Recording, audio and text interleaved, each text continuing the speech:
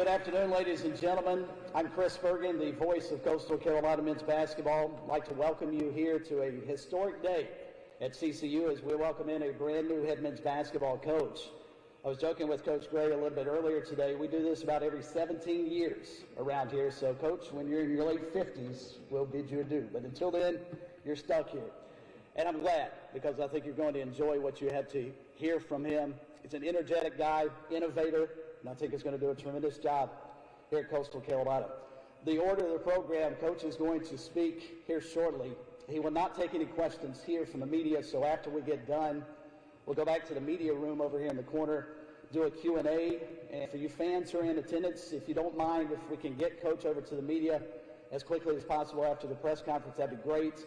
He'll stick around. I know he'd love to meet you and talk with you, so we'll do that right afterwards. But immediately afterwards, we'll do the Q&A with the media and get this press conference underway with the president, Coastal Carolina University, Dr. Michael Benson. There you go. Well done, Chris. All right. Thank you, Chris, the voice of Coastal Carolina University basketball. We appreciate all you do, Chris. Thank you all very much for being here today. We are delighted to welcome friends and supporters, members of the Board of Trustees that are here, also our student athletes, and most certainly the Gray family. I want to start with a few thank yous. First off, I want to thank Coach Cliff Ellis and his family for their years of service and commitment to the university, and also to Benny Moss and the staff, the way they finished the season, and to our student athletes. If I can have all of our basketball student athletes, please stand up.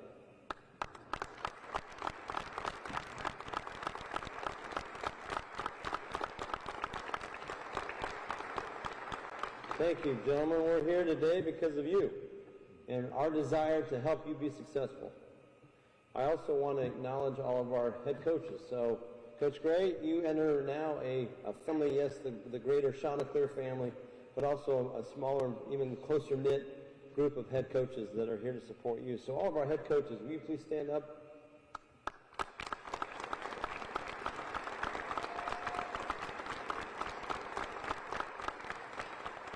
And it's Tim Beck's 40th birthday today. We're very happy for Coach Beck.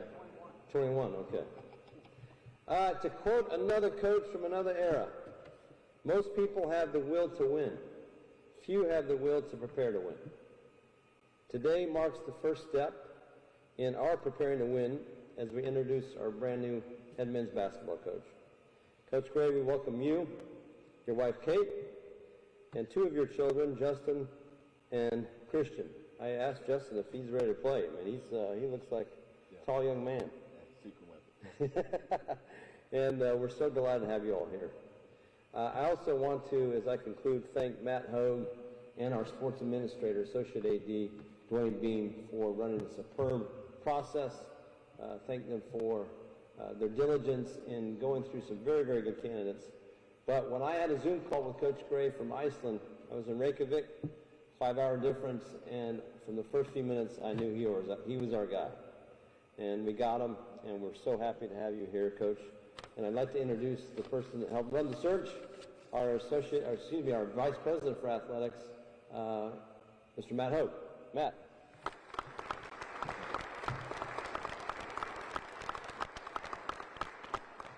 President Benson, thank you. And once again, we have a chance to convene here in the HTC Center, where we have seen so many great moments through the years and lots of incredible announcements. It's hard to believe it's almost been 8 years since we joined here and entered the Sun Belt Conference, moved to FBS football, and today we can add yet another prestigious moment to our athletic history.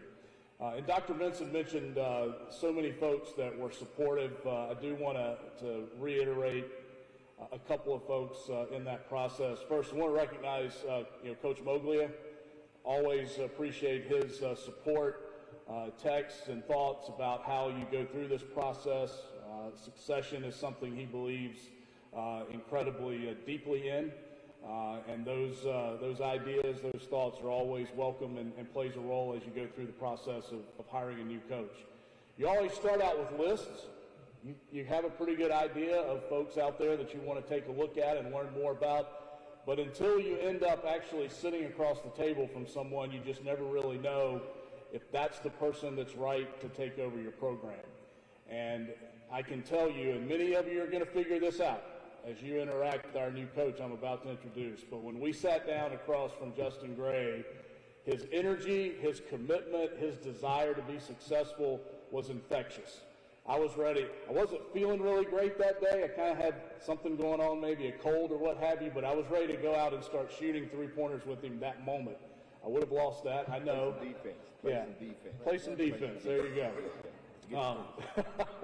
But it was clear at that moment that we had found the person to lead Coastal Carolina University basketball, and I'm appreciative to Dr. Benson, our Board of Trustees, who have given us the tools and the resources to get Coach Gray here, to get a quality staff, a high-level staff that has head coaching experience, that knows how to get it done in today's climate of college basketball, as you'll get a chance to meet his staff, and we welcome him to the stage now. So the new head coach at Coastal Carolina basketball, Justin Gray. Number one. That's sweet. That's sweet. Come on, guys. Come on. I'll go on this side. There Here we we go. go.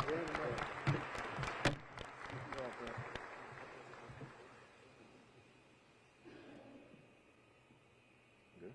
One more. Danny. Cool. All Thank you. yours. Thank you. Man, maybe 15, 16 years ago, that might have fit. I always like to start off just first of all by giving thanks to my Lord and Savior. I think for me, this is an opportunity. And all you can ask for in life is an opportunity.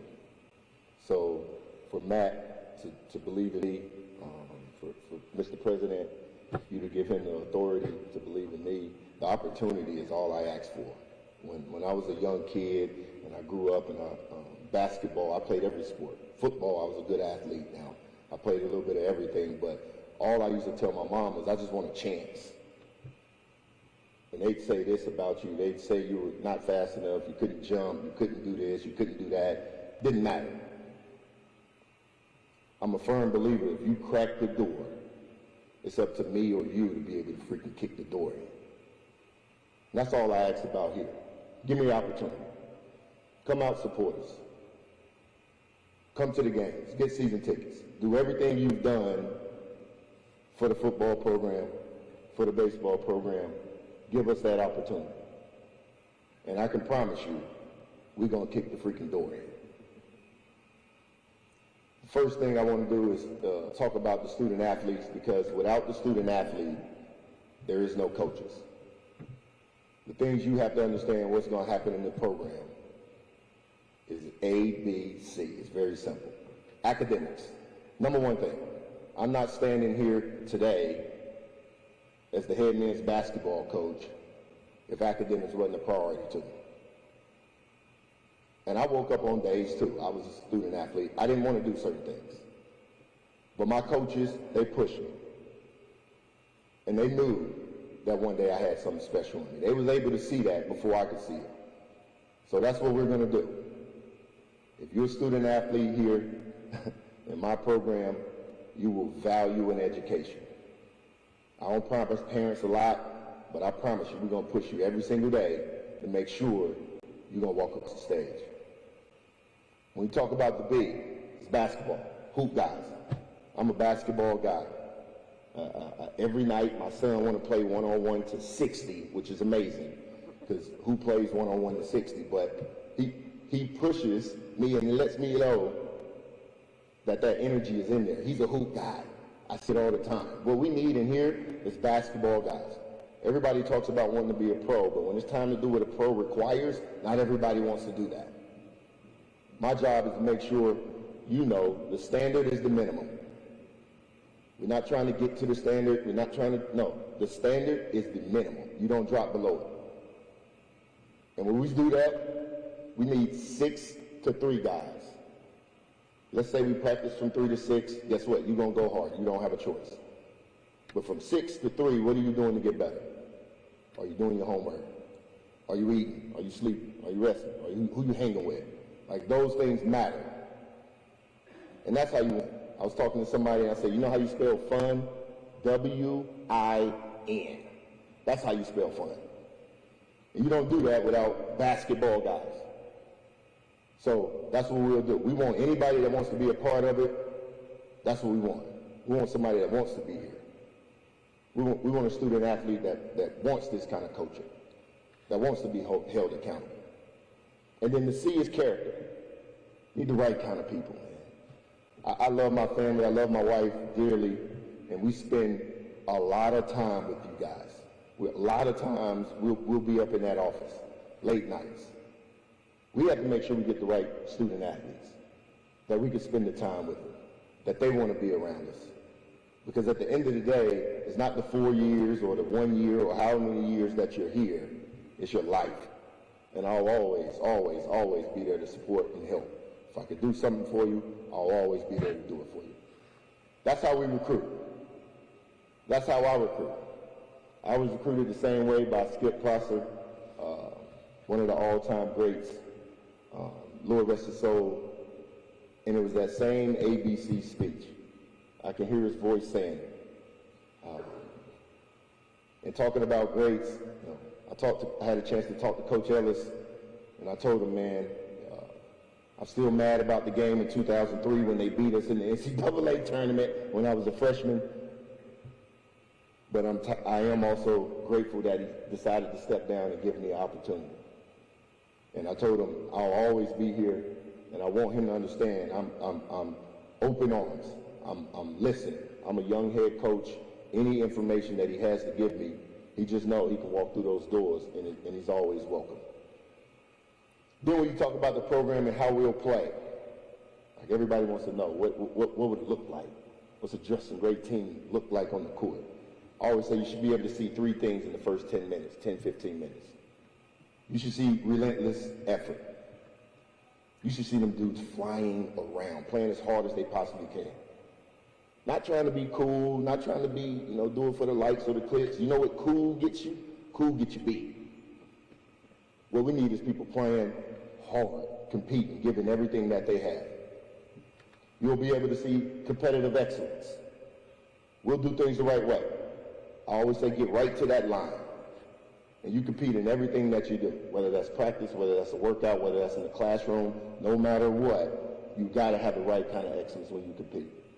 And then you'll see a team that is together. I call it the power of the unit. We'll stick together through thick, through thin, good days, bad days. We all understand that on the other side of hard is everything that we want. So we have to go through those times. It's necessary. And then culture wins, man. I've been a part of a ton of teams all around the world. Now as coaching, in my 5 years, and I've always noticed like the culture is really, really what you're looking for. You can have a guy that makes some shots or blocks some shots or makes some dunks, but if he doesn't have the right culture, it's always something that's in there. What we're looking for is the ones that bring the right kind of character, day in, day out, no matter if it's going your way or not. And then I just believe honesty is love. If we can't be honest with them, then we really can't say that we love them. We'll do that day in. I'll make sure I'm in the community. My family will be in it. My kids will play in all the little leagues. We'll be around. I can't wait to find out the dates on camp. It's one of my favorite things that we do, because without community, what are we really doing? We need the people to come out and see us play. We want the support.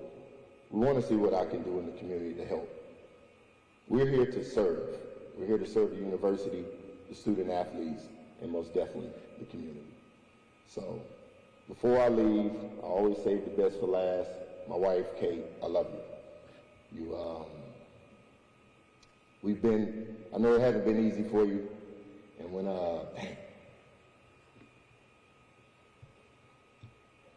the day that I found out that we have a chance to go to the coast, she talked about packing the bags and getting out of there. And all of us know a happy wife is a happy life. So one of my precious things was just to see her smiling and be happy. And I can't tell you how ready I am to get to work, to get to know our student athletes and integrate my family into this community. So the 3 G's are gratitude, glory, and growth. We'll make sure that we're doing those 3 things around here all the time. Thank you very much. Go Giants.